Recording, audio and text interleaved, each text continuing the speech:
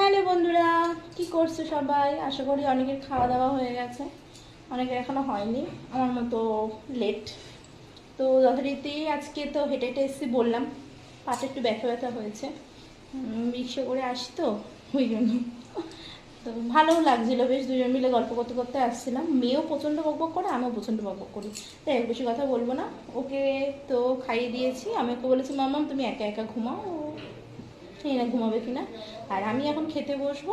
তো চলো তোমাদের সাথে শেয়ার করি আজকে দুপুরের লাঞ্চ। তো এখানে রয়েছে আলু ডিমের ঝোল। আমার বন্ধুরা বলেছে আলু খাবি না, তো কি করব, আলু আমাদের বাড়িতে তো প্রতিদিনই হবে, কিছু করার নেই, এত সবজি কেনা যাবে না।